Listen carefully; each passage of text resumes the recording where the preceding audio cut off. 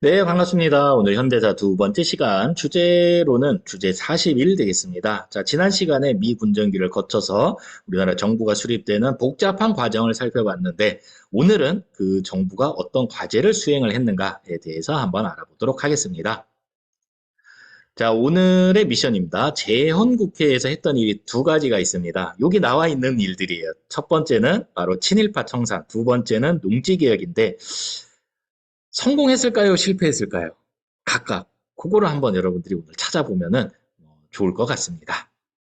네, 우리가 지난 시간에 쭉 살펴봤죠. 광복, 그다음에 모스크바 3상회의, 그다음에 1차 미소공동위원회, 휴회, 정읍발언, 남한 단독정부 수립하자 안 된다, 좌우합작운동, 근데 실패, 2차 미소공동위원회 결렬, 유엔 총회에서 야 니네 인구 비례로 선거해라. 우린 싫어요. 소련이 이 북한과 함께 거부를 하니까 그러면 남한만이라도 해라. 김구와 김규식이 남북 협상 그러나 실패. 남한 단독 선거에 반대 제주 4.3 사건이 일어났고 이게 이제 나중에 제주도를 진압하는 것을 거부했던 군인들이 여수 순천 11구 사건까지 우리가 봤고요.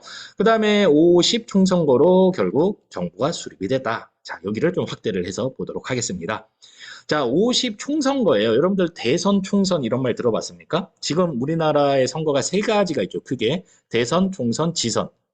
거꾸로 가볼까요? 지선은 지방선거예요. 그러니까 여러분들 지방자치단체장, 뭐 서울시장, 구청장 뽑는 그런 선거가 있죠. 그다음에 이제 총선이라는 거는 국회의원 뽑는 선거. 그다음에 마지막 대선은 대통령 뽑는 선거. 여기서 총선거라고 했으니까 이거는 국회의원을 뽑는 그런 선거였겠네요. 자, 이렇게 해서 뽑힌 국회의원들이 구성한 국회를 우리가 재헌국회라고 합니다. 무슨 뜻이냐면은 헌법을 제정한다, 헌법을 만들기 위해서 모인 국회다 이런 뜻이에요. 그러니까 당연히 헌법을 먼저 만들어야겠죠. 그래서 이때 당시에 만들어진 우리나라 최초의 헌법을 우리가 재헌헌법이라고 이야기를 합니다. 그리고 이제 두 가지 작업을 더 하게 되는데 반민족 행위 처벌법을 만들게 되고요. 그다음에 농지개혁법을 만들어서 친일파를 청산하고 그다음에 이제 지주 소작제를 철폐하기 위한 농지개혁을 추진하게 됩니다. 과연 성공했을까? 그거를 지금부터 이야기해 보도록 하겠습니다.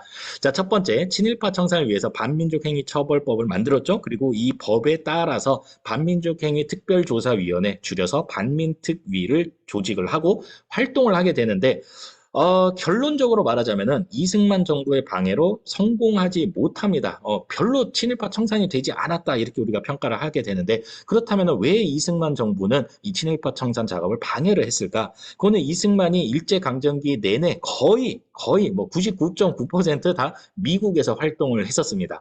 그리고 나서 이제 해방이 되고 나서 뒤늦게 귀국을 하고 나니 이승만이 별로 국내에서는 인지도가 없었던 거예요. 자, 그래서 이승만이 권력을 잡기 위해서 누구랑 손을 잡냐면은 숨죽이고 있었던 친일 세력을 대거 등용을 하게 되는 겁니다. 자, 그러면 한번 보세요. 지금 해방되고 나서 나는 이제 죽은 목숨이다.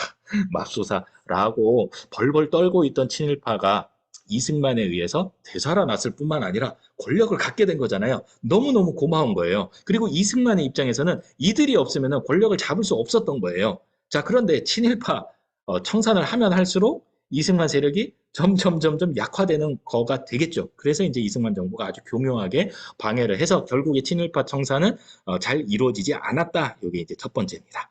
두 번째, 농지개혁은 어떻게 됐을까요? 네, 농지개혁이라는 거는 이런 거예요. 땅을 많이 가지고 있는 지주로부터 땅을 정부가 좀 가져와서 땅이 없지만 실제 농사 짓는 그런 소작농들한테 땅을 나누어 주는 것을, 그러니까 토지를 재분배하는 것을 농지개혁 또는 토지개혁이라고 하는데 이거 말도 좀 달라요. 농지개혁은 농지, 땅 중에서도 농사 지을 수 있는 땅만 개혁을 했다라는 거고, 북한에서는 토지개혁이라고 부르거든요. 그거는 농지뿐만 아니라 뭐 산, 그다음에 밭, 이런 것까지 다 이제 포함이 되는 거예요. 그러니까 어쨌거나 남한에서는 우리나라에서는 농지개혁을 진행을 했다. 그러면 이제 필요한 게 기준이 필요합니다. 도대체 얼마만큼 땅을 가져야 많다라고 이제 정하고 그 이상의 땅을 정부가 가져갈 것이냐. 한 사람당 가질 수 있는 땅, 한 가구, 한 사람이 아니에요. 죄송합니다. 한 가구당 가질 수 있는 땅의 상한선을 정합니다. 그게 바로 삼정보입니다. 뭐 대략 한 10,000평 정도라고 보시면 돼요.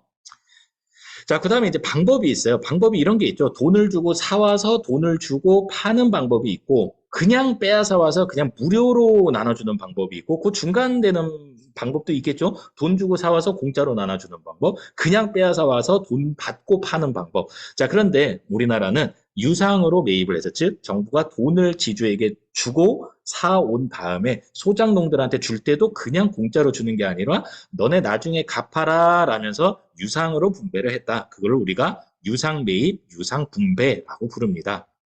자, 그 결과 드디어 한 2000년 정도 전개되어 왔던 지주제가 철폐가 되고 우리나라에 드디어 자영농이 엄청나게 많아지는 모습을 볼 수 있습니다. 자, 어떤 의의가 있냐면요. 아직 6.25 전쟁 안 일어났죠? 2년 뒤에 6.25 전쟁이 일어납니다. 그 6.25 전쟁 때 우리가 처음에 쫙 밀려요. 그 얘기를 우리가 다음 시간에 하게 될 텐데, 그래서 이 남한을 점령해 오고 있는 그 북한군이 그 점령지에 다 이렇게 토지 개혁을 하면서 내려와요. 그러니까 이제 인기를 얻기 위한 거죠. 우리가 토지 나눠줄게. 우리 이렇게 착한 놈들이야. 근데 이미 농지 개혁이 이루어져 있었기 때문에 농지를 갖고 있었거든요. 남한의 농민들은. 그러니까 별로 이게 감흥이 없는 거예요. 그래서 남한의 공산화를 저지했다라는 평가를 받고 있기도 합니다. 자, 여기까지 우리 50 총선거로 구성된 재헌국회에서 했던 일들을 한번 살펴봤는데, 친일파 청산은 잘 되지 않았고 농지개혁은 아주 잘 됐다, 이렇게 평가를 받고 있습니다.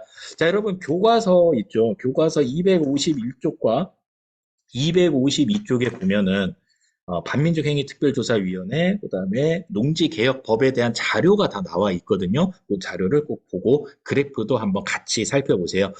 왜 이 시기에 그래프, 이 빨간 그래프가 뚝 떨어지게 되는가, 그거를 한번 잘 연구해 보기 바랍니다.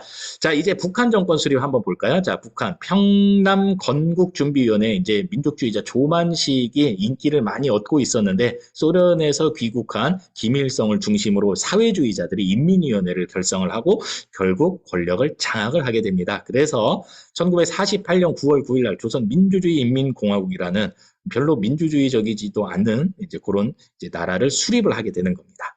친일파 청산했고요. 그다음에 46년도에 이미 토지 개혁을 했습니다.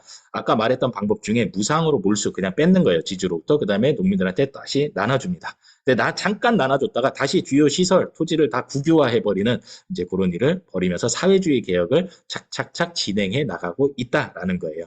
지금 한반도에 각각 다른 정부가 남한과 북한에 세워져 있는 상황입니다.